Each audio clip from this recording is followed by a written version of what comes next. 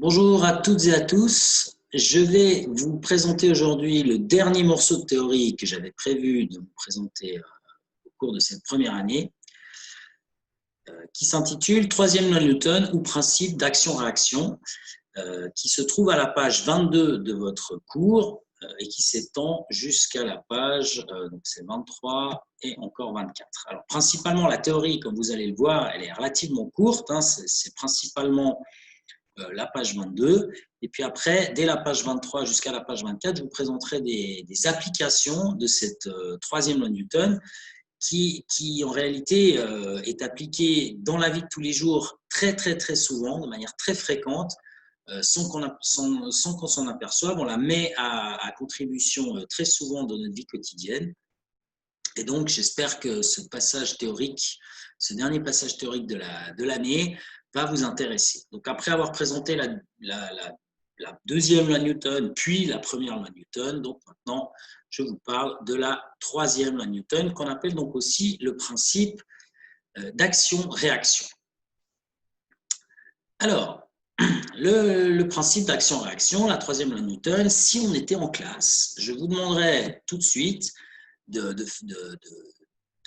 d'essayer de vous mettre en situation, en fait, par groupe de deux.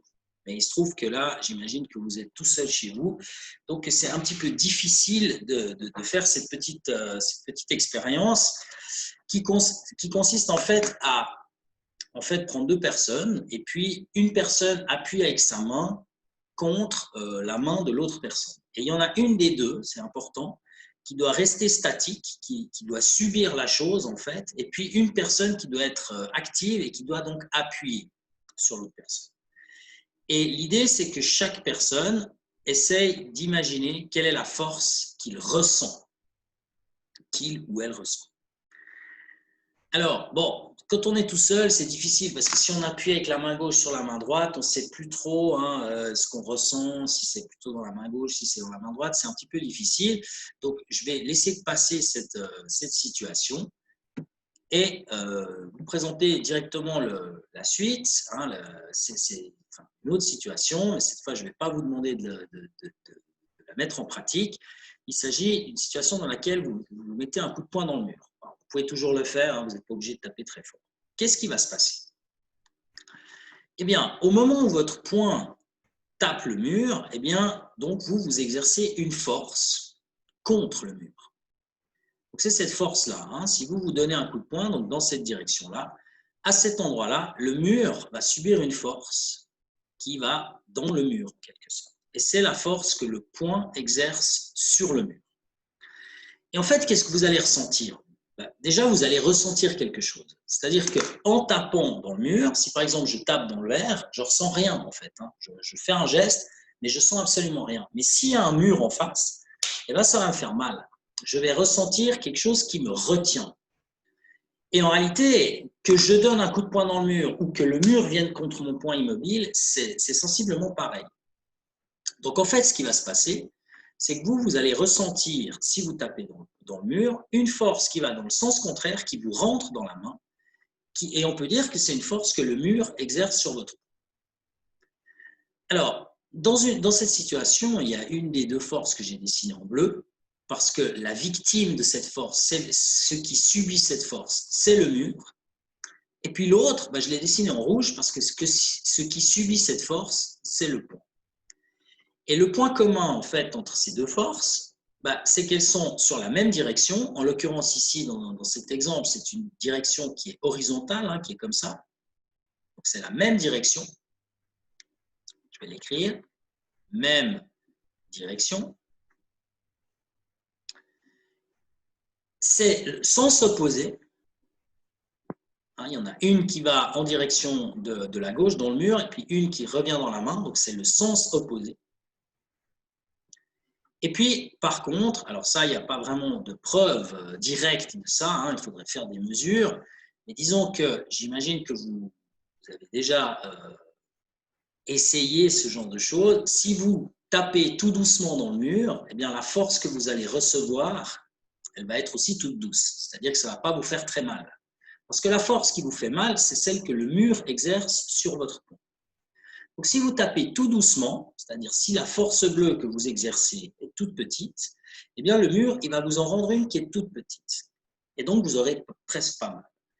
Si vous donnez un grand coup de poing dans le mur, vous donnez une grande force ici, et puis le mur, il va vous en rendre aussi une grande, parce que ça va vous faire beaucoup plus mal si vous tapez fort dans le mur.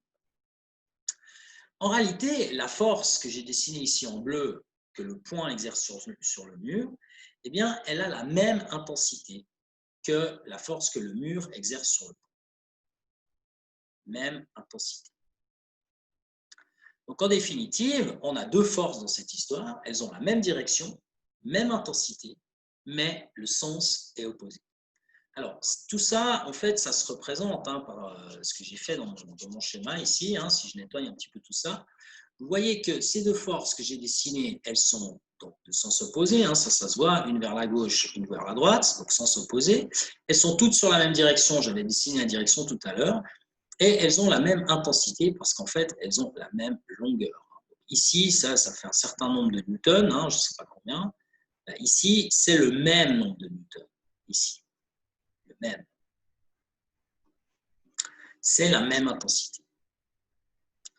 Alors, pour revenir à l'effet de cette force, la force que le point exerce sur le mur, justement, elle est exercée sur le mur. Donc, qu'est-ce qu'elle peut avoir comme effet?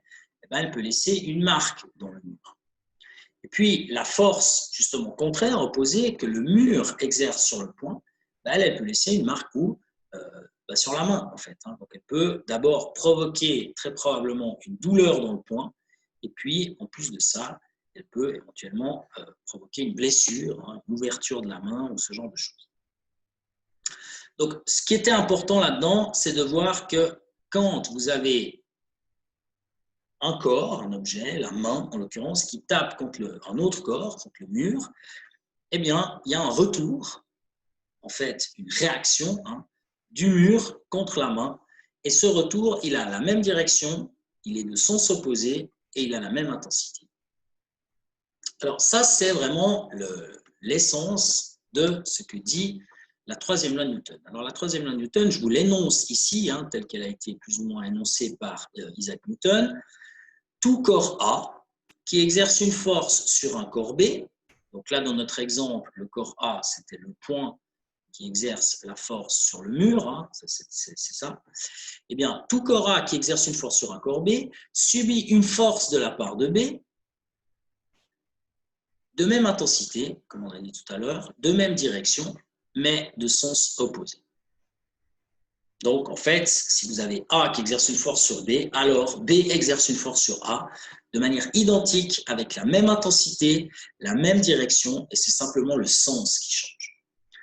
Alors, du point de vue des vecteurs, si vous avez une force qui est dirigée contre ici, eh bien, la direction opposée, la même direction, ce ne sera pas comme ça, c'est dans la même direction, ici, mais le sens est opposé et la longueur est la même, comme on a fait tout à l'heure, comme on a vu tout à l'heure.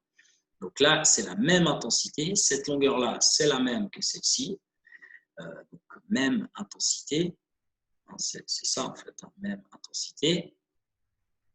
Sens différent. Et donc, comment est-ce qu'on peut traduire le fait que le sens est différent?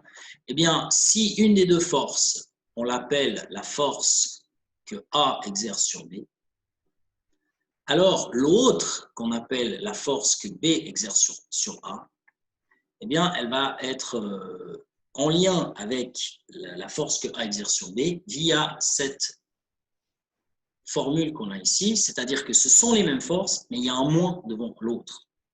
C'est-à-dire la force que A exerce sur B, c'est moins la force que B exerce sur A. Le moins traduit le fait que les deux sont de sens opposé. Ça, c'est vraiment ce qu'on appelle la troisième loi de Newton, ou aussi principe d'action-réaction, parce que si vous avez un corps A qui exerce une force sur un corps B, admettons que ce soit l'action, eh bien le corps B il va réagir en envoyant exactement la même force, mais de sens opposé, sur le corps A. Et ça, c'est ce qu'on appelle la réaction. Alors, trois choses importantes ici, trois remarques. Première remarque que je trouve, je vais aller dans l'ordre d'importance en fait. Elles sont toutes importantes, mais la première, c'est vraiment la plus importante, donc je la garde pour la fin. L'action et la réaction peuvent être permutées. C'est-à-dire que donner un coup de poing dans le mur, c'est comme si le mur donnait un coup de poing dans la main, en quelque sorte. C'est pas tout à fait la même chose, évidemment, mais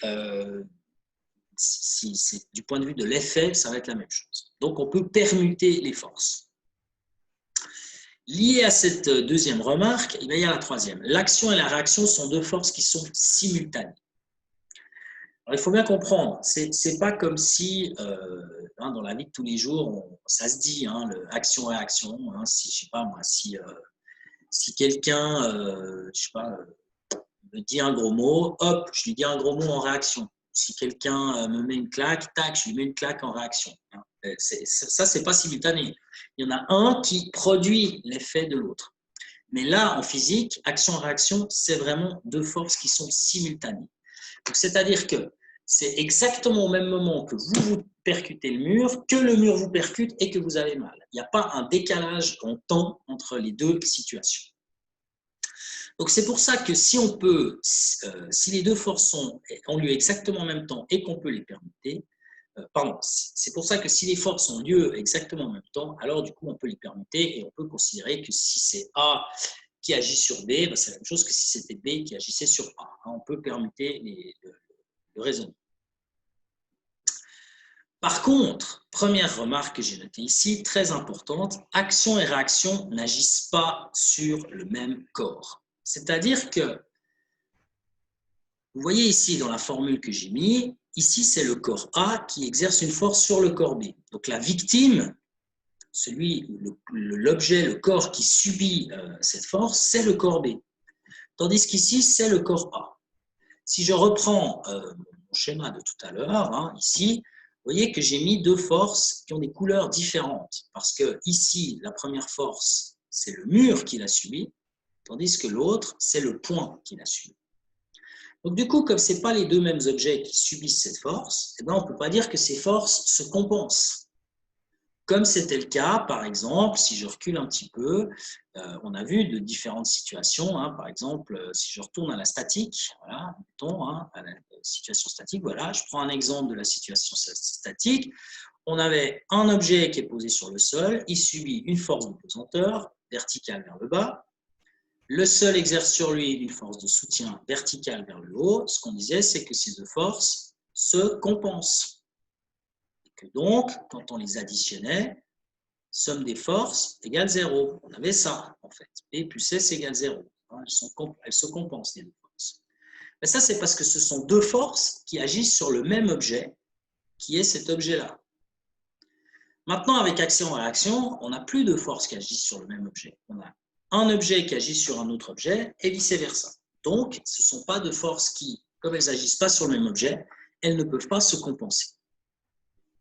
Ça, c'est très important parce que souvent, il y a des élèves qui croient justement que, voilà, comme on a une force qui va dans un sens, une force qui va dans un autre, elles se compensent par nous. Alors, donc, ça, ce n'est pas le cas, en fait. Voilà pour l'énoncé de cette troisième loi de Newton. Donc, l'énoncé, il est assez rapide. C'est principalement, ça tient dans cette phrase ici. Alors, ce que j'aimerais vous montrer maintenant, c'est diverses applications de la vie de tous les jours. Je suis sûr que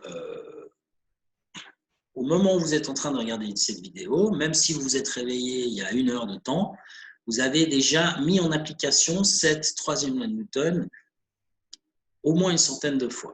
Au moins. Alors, premier exemple que je vous propose, c'est l'exemple dans lequel, par exemple, si vous sautez en l'air. Vous sautez en l'air. Alors, réfléchissez bien. Quand vous sautez en l'air à pieds joints, qu'est-ce que vous faites en réalité? En réalité, chronologiquement, vous baissez un petit peu de manière à fléchir vos jambes et puis tout d'un coup, vous vous éjectez vers le haut.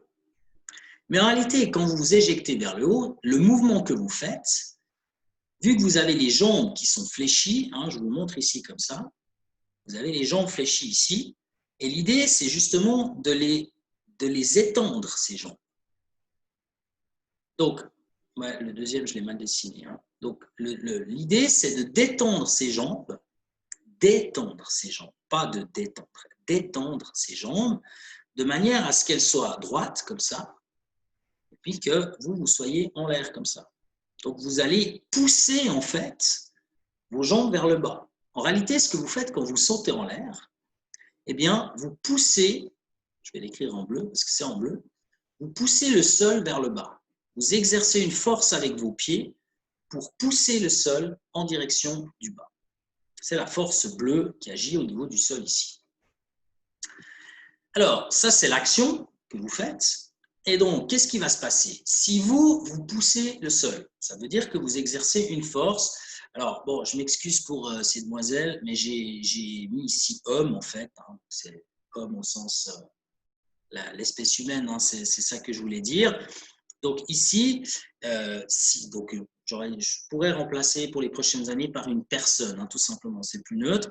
Donc la force, vous avez ici la personne qui va exercer avec ses jambes une force sur le sol. Donc cette force bleue, c'est le sol qui la subit. Et donc, en vertu du principe d'action-réaction, troisième loi de Newton, eh bien, le sol, il va pousser la personne, donc il va exercer une force sur la personne. Et cette force, elle est comment? Elle est dans la même direction. Donc là, ici, la direction, vous voyez, je l'ai dessinée verticale. Hein, ici, je l'ai faite. Je vais la mettre en jaune, par exemple, ici. Hein, ça, c'est la direction.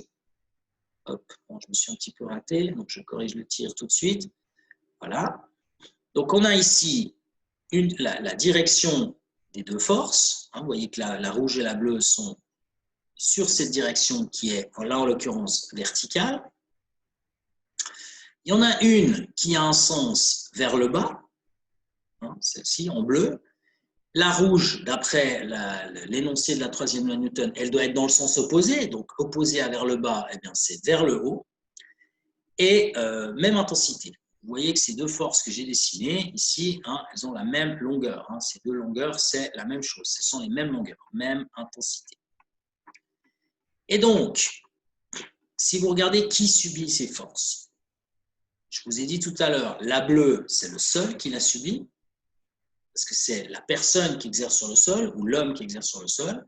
Et donc, action-réaction, bah, les protagonistes sont inversés. Donc, cette fois, c'est le sol qui exerce cette force sur l'homme ou sur la personne. Donc, maintenant, la personne qui subit cette force qui va vers le haut, c'est l'homme, c'est la personne. Donc, ça veut dire que la personne subit une force qui va vers le haut. C'est comme ça qu'elle peut sauter. Donc, à chaque fois que vous avez fait un saut, je pense que vous en avez fait pas mal, eh bien, vous avez mis en application la troisième loi de Newton.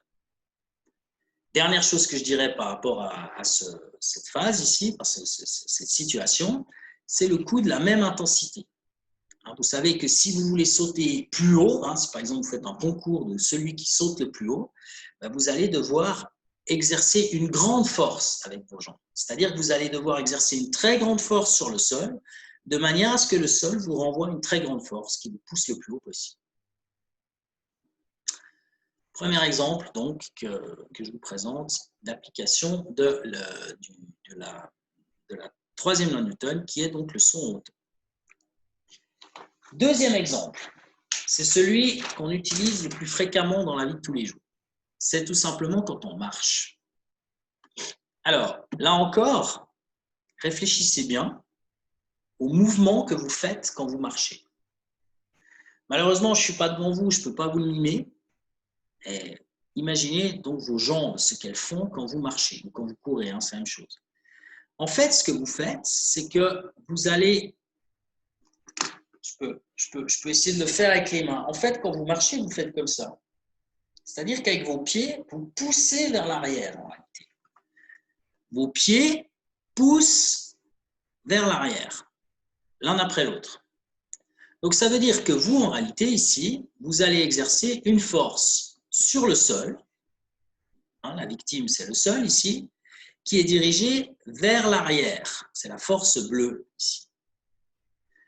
En vertu de l'action-réaction, ben, il y aura une force qui va être exercée. Donc, on inverse les protagonistes. Donc, au lieu que ce soit l'homme qui exerce sur le sol, maintenant, c'est le sol qui exerce sur l'homme, sur la personne.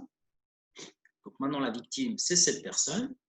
Elle va subir une force qui a la même direction. Donc, cette direction ici, hein, si vous exercez une force horizontale vers l'arrière, ben, c'est une force qui va être horizontale vers l'avant. Donc, comme tout à l'heure, hein, ici, c'est la même direction. Même direction, voilà, mais de sens opposé. Donc, il y en a une qui est dirigée vers l'arrière, hein, c'est la bleue, et puis il y en a une en rouge qui va être dirigée vers l'avant, comme on peut le voir sur le schéma ici. Et donc, la force qui est vers l'avant, c'est la force de réaction qui est exercée de la part du sol sur la personne.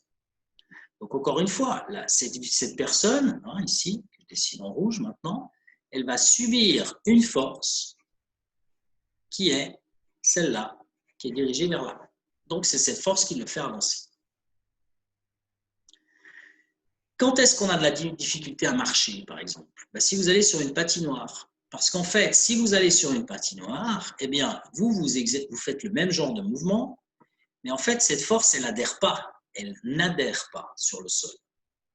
Donc, comme elle n'adhère pas sur le sol, parce que vous glissez, ben, le sol, vous exercez une force sur le sol, mais il y en a une partie qui est perdue, puisque justement, elle n'adhère pas. Donc, le sol, il va pouvoir vous rendre que celle qu'il a reçue. Donc, il en reçoit peu, puisque justement, ça n'adhère pas. Donc, il va renvoyer une force beaucoup plus petite que si on est sur un sol qui adhère beaucoup.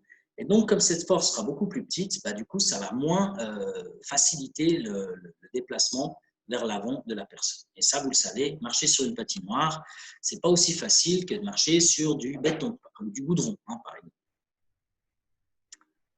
Donc ça, très très important, hein, la marche. Tous les jours, vous le faites. Donc, à chaque pas que vous faites, en réalité, vous mettez en application la troisième loi de Newton. Un exemple qui est un peu cumulé entre ce que j'ai dit pour la marche et pour le saut en hauteur, ce n'est pas tout à fait pareil, mais c'est par exemple quand vous montez des escaliers. Parce que quand vous montez des escaliers, bah, d'une part, vous exercez une force qui est un peu dirigée vers l'arrière pour avancer le long des escaliers, hein, comme ça. Oh là, pardon. Je recommence ici, là, hein, tac. Voilà. Donc, vous, le but, c'est d'aller un peu comme ça. Donc, pour aller comme ça, il faut exercer une force qui va un peu vers l'arrière, qui va vous être rendue vers l'avant, comme ça. Et puis, il faut aussi exercer une force un peu en appuyant sur le sol pour monter. Donc, un peu comme si vous sautiez, vous allez exercer une force. Et donc, les escaliers vont vous le rendre vers le haut. Et quand vous combinez les deux, bah, ça vous donne cette force-là qui est oblique et qui vous fait monter les escaliers. Donc, en réalité, si on peut se déplacer dans la vie, c'est à cause ou grâce à la troisième loi de Newton. Un exemple qui est complètement similaire à celui-ci, c'est la natation. Quand vous nagez, qu'est-ce que vous faites? Vous êtes là, puis vous faites du crawl. En fait, vous poussez l'eau en arrière. Donc, vous poussez, hein, vous remplacez ici, hein, à la place du sol, vous mettez l'eau, hein, le mot eau à la place. Hein, vous poussez l'eau vers l'arrière. Et donc, du coup, qu'est-ce qui va se passer? Eh ben, par réaction, l'eau va vous pousser vers l'avant. C'est comme ça que vous pouvez nager. En fait, hein. Alors, vous penserez à ce que je vous dis la prochaine fois que vous allez à la piscine. Alors, ensuite autre exemple, la traction à la barre. Donc, quand vous faites une traction à la barre, hein, vous avez une barre comme ça, qu'est-ce que le mouvement que vous réalisez, en fait, pour monter, c'est exactement le mouvement que je fais moi maintenant. C'est-à-dire que vous tirez vos bras vers le bas. Donc, vous accrochez, vous avez une barre, hein, moi, j'ai malheureusement pas de barre ici. Là. Je peux imaginer un truc, j'arrive. Voilà, je sais que j'ai un carton ici. Voilà, avec un poster à l'intérieur. Donc, imaginons que c'est la barre, je fais une traction à la barre, je prends la barre et je la tire vers le bas. Voilà, ça pour ça. Donc, cette barre, en fait, elle va être tirée vers le bas par la personne qui fait une traction à la barre. Donc, c'est cette force bleue hein, qui est tirée, ou les deux forces bleues, puisqu'il y a deux mains. Donc, la personne, l'homme, tire la barre vers le bas. Et donc, la victime ici, c'est la barre. Par action-réaction, la barre va tirer l'homme ou la personne Mais dans le sens contraire, c'est-à-dire vers le haut. Et donc, la personne, cette force-là, en rouge, hein, qui est vers le haut, eh c'est une force qui s'applique sur la personne. Et bien entendu, pour que cette personne puisse monter, il faut qu'il y ait une force qui la monte. Et bien cette force, c'est justement la réaction à celle que vous exercez quand vous tirez la barre vers le bas. En réaction, la barre vous tire vers le haut. Alors évidemment, si vous n'avez pas assez de force dans les bras, eh bien, vous n'arrivez pas à exercer la force bleue ici de manière assez intense. Hein, donc, vous exercez une petite force. Et donc, comme il va vous rendre exactement la même force, le même nombre de newtons, si la force que vous avez exercée est trop petite, la force que la barre va exercer sur vous va être trop petite aussi, puis ça ne va pas suffire pour vous soulever. Encore un petit exemple. Alors là, on va un petit peu plus loin. On sort des cas de notre propre personne, hein, et on va voir quelque chose, une application assez connue qui est en fait ce qu'on appelle le moteur à réaction, hein, dans lequel il y a justement le mot réaction ou la fusée. Alors, j'ai représenté ici la fusée de Tintin. Bon, je ne sais pas, je pense que ce n'est pas plus trop de votre génération, enfin, j'en sais rien. Mais comment fonctionne une fusée ou un moteur à réaction dans un avion, un jet, par exemple? Le principe est le même. Vous avez, dans les deux cas, le moteur à réaction ou la fusée, ça a une forme de cylindre. Hein, grosso modo, le cylindre, il est là. Hein. On va dire ça comme ça, pour faire simple. À l'intérieur du cylindre, il y a des explosions de gaz. C'est l'idée. Qu'est-ce qui va se passer? Quand ça explose, les objets ils partent dans tous les sens. Tous les sens. Même par là. Mais justement, en réalité, non, ils ne vont pas dans tous les sens. Pourquoi? Parce que le cylindre ici, comme je l'ai dessiné, que j'avais dessiné en vert, que je redessine maintenant, il a seulement un trou vers le bas ici. Il y a seulement un trou ici. C'est-à-dire que ce gaz qui explose, s'il n'y avait pas la fusée, ça partirait dans tous les sens. En réalité, l'explosion, elle est canalisée vers le bas. Et donc, en gros, l'explosion, les gaz qui sont issus de cette explosion vont tous sortir par le bas. Donc, on peut dire que la forme de la fusée, avec l'explosion, fait en sorte que la fusée éjecte les gaz, là en l'occurrence, vers le bas. La fusée éjecte des gaz vers le bas, vers l'arrière, disons, de la fusée. Mais là, en l'occurrence, c'est le bas. Hein. Qu'est-ce qui va se passer? En réaction, ça c'est l'action, ici, en bleu. En réaction, les gaz, on inverse les protagonistes, donc les gaz vont exercer une force sur la fusée, de même direction, donc la direction ici, dans mon exemple, c'est une direction qui est bien entendu verticale, hein, donc comme ça, voilà. Donc, les deux forces ont la même direction, mais par contre, elles sont de sens opposé. Et donc, c'est pour ça que le sens de cette deuxième force, qui agit cette fois sur la fusée, elle est dirigée vers le haut. Donc, ça veut dire que la fusée, elle va subir une force dirigée vers le haut. Donc, elle va monter, en fait, grâce à ce principe. Vous tournez tout de 90 degrés et puis vous avez l'avion à réaction, avec un moteur à réaction qui propulse vers l'arrière des gaz. Et donc, en réaction, les gaz propulsent l'avion vers l'avant. Donc, ce que j'ai dessiné en rouge ici, je l'ai dit, mais je ne l'ai pas écrit, c'est la réaction. Voilà, une force qui est dirigée vers l'avant, vers le haut, en l'occurrence ici. Alors, ce système, il est très pratique parce que avant qu'on invente les moteurs à réaction, les avions ils fonctionnaient avec des hélices. Donc, le principe de l'hélice fonctionne uniquement dans un fluide. C'est-à-dire que l'idée, c'est de prendre le fluide qui est ambiant et de le pousser en arrière pour que par réaction, on soit propulsé vers l'avant. C'est ça l'idée. Comme quand on nage, par exemple. Quand on nage, hein, on est dans de l'eau, donc dans un fluide, on pousse l'eau vers l'arrière, contre là-bas, et du coup, on se déplace contre ici. dans l'autre sens. Mais là, en l'occurrence, les gaz, ils viennent de la fusée elle-même. C'est ça qui est intéressant. Parce que comme la fusée, elle contient déjà ces gaz à l'intérieur et qu'elle les éjecte dans une direction, en vertu de la troisième loi de Newton, principe d'action-réaction, elle va être poussée dans l'autre direction, dans l'autre sens, je devrais même dire pour être plus précis. Ce qui fait qu'en réalité, ce système du moteur à action ou de la fusée, eh bien, n'a pas besoin d'être dans un fluide. Donc, elle n'a pas besoin d'être dans l'air. C'est-à-dire que ça va fonctionner quand c'est dans l'air, bien sûr, mais ça va aussi fonctionner s'il n'y a pas d'air, donc dans le vide, donc dans l'espace. Et pour une fusée, évidemment, c'est très pratique, puisque dans l'espace, il y a il n'y a pas d'air. Et donc, du coup, si on mettait une fusée avec des hélices dans l'espace, les hélices, elles tourneraient, mais elles n'auraient pas d'air à éjecter vers l'arrière, puisqu'il n'y a pas d'air dans l'espace. Donc, elles ne pourraient pas se déplacer de cette manière dans l'espace. Alors, si jamais, j'ai vu dernièrement un film très, très bien foutu, où c'est pas un film sur la troisième loi de Newton, mais c'est un film qui s'appelle Gravity, que je vous conseille fortement. Il dure environ 1h30, il n'est pas très long. C'est avec George Clooney et il y a qui d'autre? En fait, c'est plutôt avec Sandra Bullock, voilà, c'est ça. C'est elle qui a le rôle principal.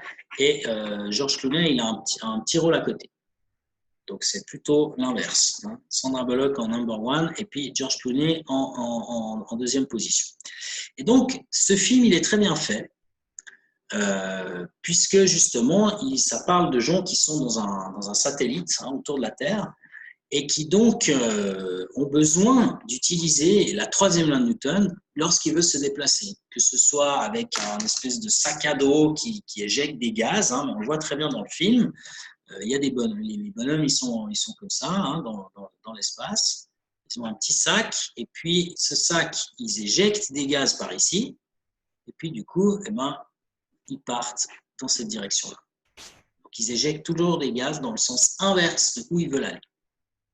Donc ça, c'est très bien fait. Alors, le principe ici, je vais vous montrer un petit film très rapide ici. Donc, il faut que je change le partage, voilà. Donc, c'est un petit film que je vais mettre en grand, ici, je pense quand même. Je sais pas comment, comme ça, voilà. Dans lequel il y a un gamin qui a fabriqué une fusée à eau, en fait. Donc, je vous la montre une fois déjà, puis après, je la recommenterai. Je la commente, puis je vous la montrerai une deuxième fois. Est-ce numéro 2 go. On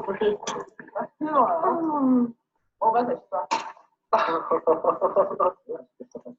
Il n'a pas de chance. J'ai trouvé au mauvais endroit, au mauvais endroit. Voilà, alors, vous avez donc la fusée ici qui est symbolisée par la bouteille qui contient de l'eau. Et donc, lui, il a dans sa main droite ici un compresseur, c'est-à-dire une pompe qui envoie de l'air à l'intérieur de la bouteille. Et donc, l'air, comme il y a de l'eau, il va passer ici et puis il va venir se placer là en haut. Alors, vous allez voir ça tout de suite. On voit déjà maintenant. Pardon. Voilà. Est-ce numéro 2 go. Voilà. Donc là, on voit en réalité l'eau, elle va il y en a moins que ce que je disais. L'eau, elle est à peu près par ici. Alors, pourquoi mettre de l'eau? En fait, quand l'air passe ici, évidemment, il traverse l'eau et puis donc l'air vient ici. Et il s'accumule, je vais le faire en bleu ici, l'air s'accumule ici. Et donc, la pression à l'intérieur ici, elle augmente. La pression, elle devient de plus en plus grande. Alors, qu'est-ce qui va se passer? Quand la pression devient trop grande, lui, il n'arrive plus à tenir avec ses mains. Et donc, du coup, l'air aura tendance à sortir. Par où peut sortir l'air? Évidemment, par le trou contre en bas ici. Mais comme avant lui, en direction du trou, il y a l'eau qui est ici, eh bien, il y a l'eau qui va être expulsée, on aura de l'eau qui va être expulsée vers le bas. Donc, en quelque sorte, on peut dire que cette force que j'ai dessinée en bleu, c'est une force que la bouteille exerce sur l'eau. Et donc, par action-réaction, je vais la faire en vert, on aura donc une force dirigée vers le haut, dans le sens opposé, que l'eau exerce sur la bouteille. Donc ici, la victime de cette force verte, c'est la bouteille qui subit une force vers le haut, et c'est ça qui va la propulser vers le haut, justement. Alors pourquoi est-ce qu'il a mis de l'eau? Parce que l'eau étant plus lourde même, que l'air, l'effet de la force que la bouteille exerce sur l'eau, c'est un effet qui est plus fort, plus intense, dû au fait que l'eau est plus lourde. Donc, du coup, par réaction, on obtient un effet qui est lui aussi plus intense. Vous voyez que ça part assez haut, hein, avec une simple bouteille en PET et un compresseur. Il n'a pas de chance. C'est trouvé au mauvais endroit, au mauvais moment. Voilà. Je reviens à mon cours. OK.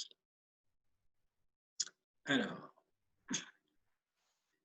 je ne l'ai pas précisé, mais j'espère que ça va de soi, que si vous avez des questions là-dessus, hein, vous pouvez toujours m'envoyer un petit mail pour me dire que vous avez des questions. Puis si ça vous embête d'écrire la question par mail, ce que je peux comprendre, on peut tout à fait s'organiser un petit rendez-vous pour que, par Zoom par exemple, pour que je vous donne des informations, hein, si vous n'avez pas compris ce phénomène.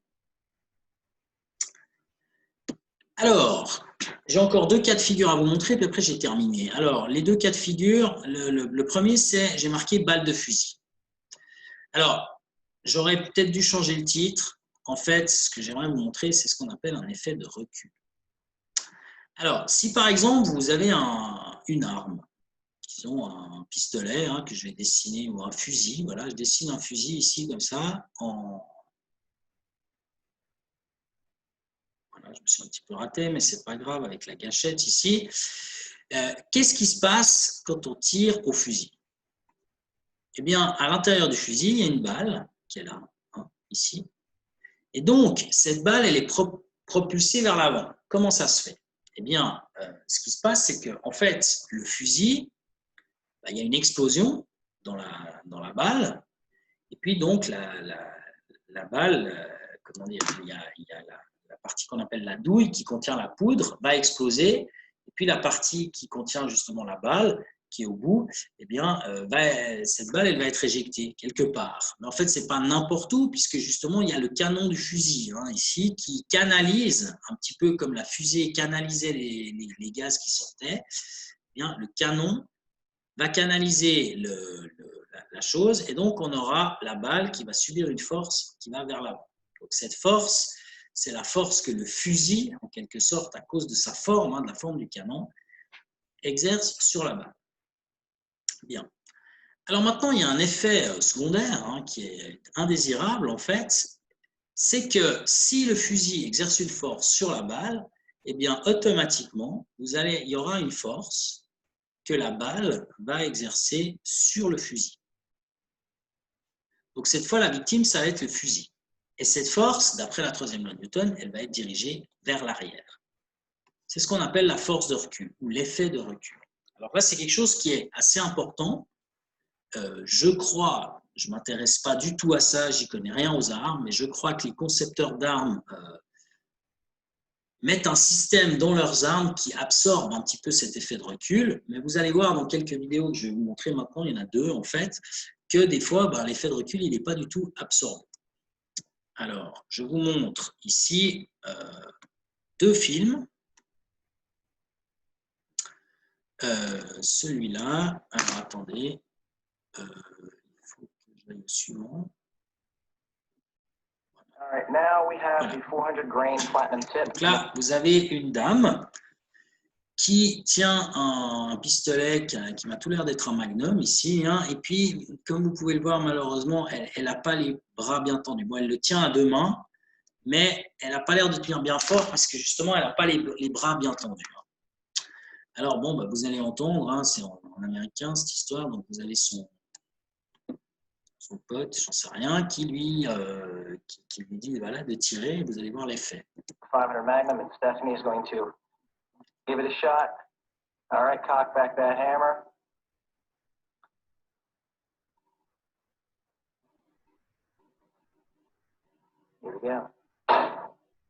Voilà. Donc, vous avez vu cet effet de recul ici, on le voit encore au ralenti. Voilà.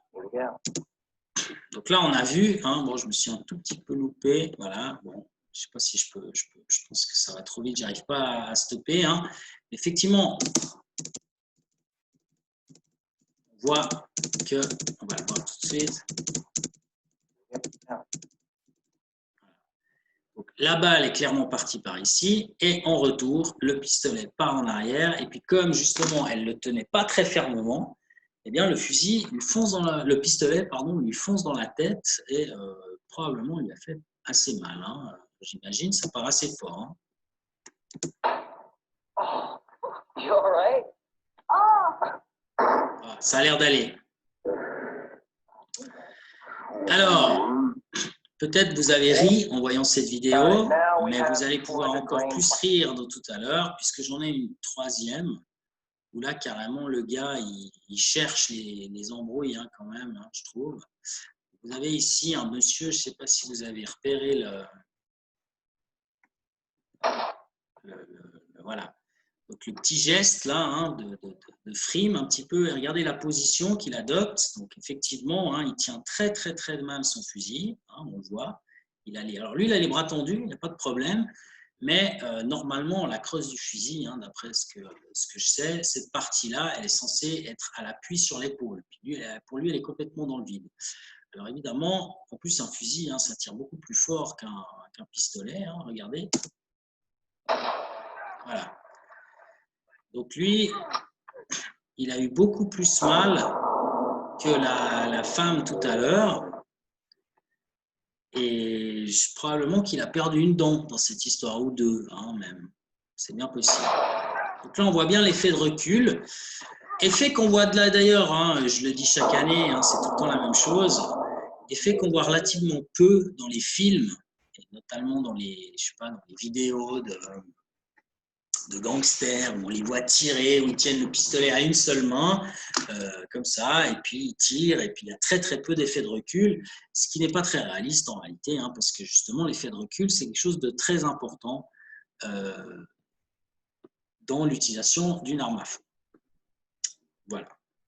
Alors, je vais terminer ce chapitre sur la troisième loi de Newton en vous montrant que, justement, si vous avez un objet, ce que je montre maintenant, c'est le corps qui chute sous l'effet de la pesanteur. Bon, là, j'ai grossi les choses pour qu'on puisse voir les vecteurs. Hein, mais imaginez donc ici, vous avez la Terre, et puis vous avez un objet qui tombe. Par exemple, je sais pas, quelqu'un qui a sauté depuis un avion. Alors, ce n'est pas du tout à l'échelle, hein, qu'on soit bien clair. Et donc, cette personne, cet objet, n'importe quoi, une météorite, peu importe, va subir de la part de la Terre une force. La victime, c'est justement le corps, et cette force va l'attirer en direction du centre de la Terre. Cette force, c'est la force de gravitation, bien entendu, ou la force de pesanteur.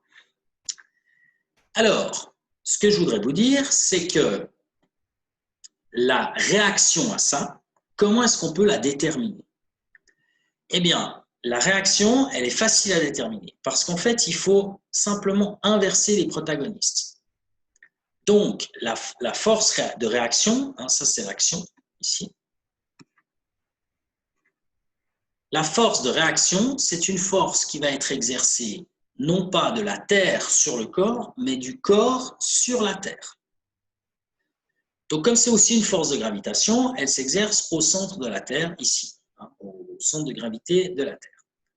Et donc, cette force que le corps exerce sur la Terre, elle aura tendance à attirer la Terre en direction du corps. C'est pour ça que si, par exemple, vous allez au plongeoir à, je sais pas, aux 3 mètres à la piscine de Bellerive et que vous sautez, eh bien, est-ce que c'est vous qui tombez en direction de la Terre, donc dans l'eau, ou est-ce que c'est la Terre qui monte sous vos pieds? Alors, tout le monde dira, ouais, c'est vous qui tombez. Mais finalement, on n'en sait rien. On ne peut pas vraiment le savoir. Enfin, si, on peut le savoir, mais quelqu'un qui serait sur le bord de la piscine et qui vous regarderait tomber, bah, si c'était la Terre qui monterait, il verrait exactement le même phénomène. Donc, lui-même, cette personne-là ne peut pas différencier les deux cas de figure. évidemment, on a vu une autre loi qui est la deuxième loi de Newton. Et la deuxième loi de Newton, elle dit que la force égale à m fois a. Donc, ça veut dire que plus un objet est lourd, plus l'accélération diminue pour une force donnée. Donc, comme ici, les deux objets subissent la même force, hein, ça c'est la même force, et bien, du coup, l'objet le plus lourd aura la plus petite accélération. Et l'objet le plus lourd, là, entre les deux, c'est clairement la Terre, hein, bien sûr. Donc, la Terre aura une très, très petite accélération. Et en réalité, elle n'en aura pas. Donc, c'est véritablement, si vous sautez aux 3 mètres, c'est vous qui tombez et ce n'est pas la Terre qui monte. Mais disons, on peut pas par l'observation, on ne peut pas déterminer cela de manière directe. Alors, pourquoi est-ce que je vous parle de ça? Parce qu'il y a une erreur très, très fréquente, dont j'ai déjà parlé tout à l'heure, qui est de se dire, si maintenant vous avez une personne, hein, je dessine une personne ici, voilà, qui est sur le sol, comme ça, posée sur le sol. Et donc, cette personne, elle subit de la part de la Terre un poids. Donc ça, c'est une force que la Terre exerce sur la personne. Alors, d'après ce que j'ai dit, pour la troisième loi de Newton, ça veut dire que si on inverse les deux, la personne exerce une force sur la Terre. Donc, la réaction, c'est une force, réaction, c'est une force que la personne exerce sur la Terre. Donc, la victime, en l'occurrence ici, c'est la Terre maintenant. Donc, si c'est la Terre, vous devez la dessiner au centre de la Terre. Donc, en fait, on ne la dessine jamais, en réalité. Parce qu'on ne voit jamais le centre de la Terre dans nos schémas. Il est beaucoup trop loin. Mais qu'est-ce qu'il y a comme autre force? Il y a une force de soutien. Et la force de soutien, c'est quoi? C'est une force que la Terre, que le sol, en fait, exerce sur la personne. Alors, ce que je voulais vous faire comprendre là-dedans, c'est que la force de réaction, ça n'est pas la force de soutien. Très important, je l'ai déjà dit en préambule tout à l'heure, ça n'est pas la force de soutien. La force de soutien, c'est une force qui s'exerce aussi sur la personne, comme la force de pesanteur. Ils agissent sur le même objet, le même corps. Donc, comme ils agissent sur le même corps, ça ne peut pas être action-réaction. La réaction, je le répète une dernière fois, c'est une force qui agit sur la Terre, donc elle va s'appliquer au centre de gravité de la Terre, c'est-à-dire au centre de la Terre et sur un sol plat, comme il y a ici, le sol de la Terre il est beaucoup trop bas, on ne le voit pas. Et en plus, on s'en fiche un petit peu, parce que dans cette situation, ce qui nous intéresse, c'est les forces qui agissent sur la personne et non pas sur la Terre. Donc, force de soutien n'est pas la force de réaction de la force de pesanteur. Voilà ce que je voulais vous dire à propos de tout ça. Alors, je crois que je suis au bout, voilà, exactement. Donc, il reste un exercice là-dessus. Je ne vais pas vous donner cet exercice parce que je ne vois pas trop l'intérêt en réalité. Peut-être je vous ferai une dernière vidéo justement à propos de cet exercice pour la prochaine fois. Mais pour l'instant, je ne vous donne rien de plus. J'espère que vous avez apprécié cette petite présentation de la théorie. Bon, ça, la théorie, c'est la théorie, mais surtout des applications qui sont très, très nombreuses dans la vie de tous les jours. Application donc de la troisième loi de Newton, appelée également principe d'action-réaction.